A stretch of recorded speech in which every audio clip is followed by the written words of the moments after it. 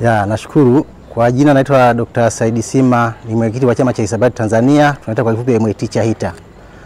Nilikuwa ndio mkuu wa msafara ambao tumeenda kwenye mashindano ya hisabati ya Afrika, yajulikana kama PAMO, yalikuwa yanafanyika nchini Botswana katika mji wa Gaborone. Mashindano haya yalianza tarehe 11 tuliwasili mpaka tukakamilisha tarehe 18 na nashukuru Mungu leo tumefika salama.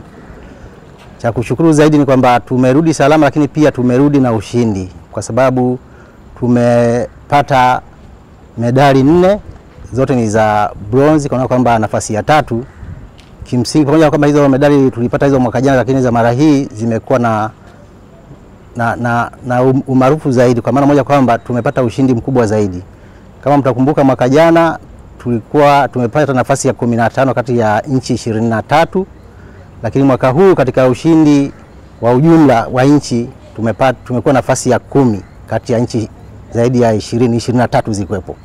Kwa hiyo utaona kwamba tumepata kuingia kwenye 10 bora kutoka kwenye tulikuwa 15 sasa kwa 10 bora, na kiukweli ukiangalia vijana wetu walivyopambana tumeongeza max 10 kulinganisha na za mwaka jana ambayo ilikuwa ni max 37. Max 47 ni max kubwa sana kwenye hizi max za ushindani. Napenda kwanza kumshukuru Mwenyezi Mungu kwa kutufanikisha sote tukashiriki mpaka tukapata ushindi, lakini pia napenda kuishukuru chama cha hisabati kwa sababu wao waliendesha mafunzo ya sisi kuweza kufanikiwa kushiriki kwenye hayo mashindano vizuri zaidi.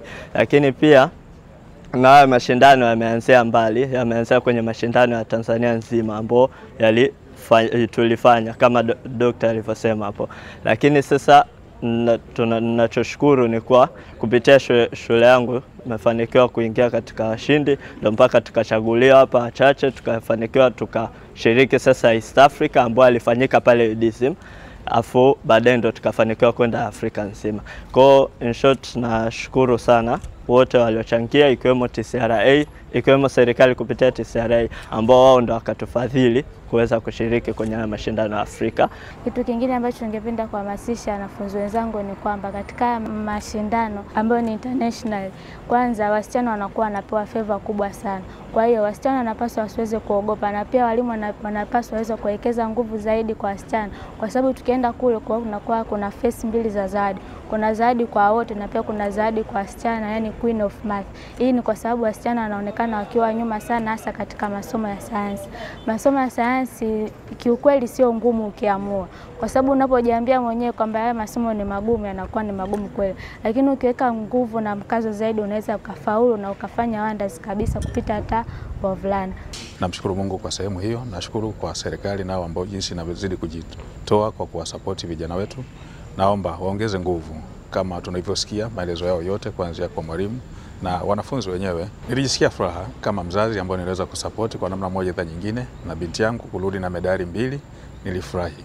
Lakini furaha yangu zaidi nitamani kwa watoto wote ambao wanaenda kushiriki warudi na medali ambazo ingetuletea sifa zaidi kwa taifa, si kama ambavyo nimetamani kuona au kwa mtoto mmoja kurudi na 2, lakini tamani watoto wote warudi na medali. Kwa kweli tunapenda kutoa shukrani nyingi sana kwa Mamlaka ya Mawasiliano Tanzania TCRA kwa kuweza kutoa support kwa wanafunzi wetu, na tunaomba wasichoke kuendelea kutoa support hii, kwa sababu bado tunaamini kuna wanafunzi wengi mikoani huko ambao wana vipaji, lakini uwezo wa kushiriki pengine unaweza kuwa ni mdogo. Tunaomba waendelee kutoa support, hasa wanapotoa nauli hizi tiketi za kwenda na kurudi kwenye haya mashindano, na vifaa vya kujifunzia kama kompyuta, inawasaidia sana.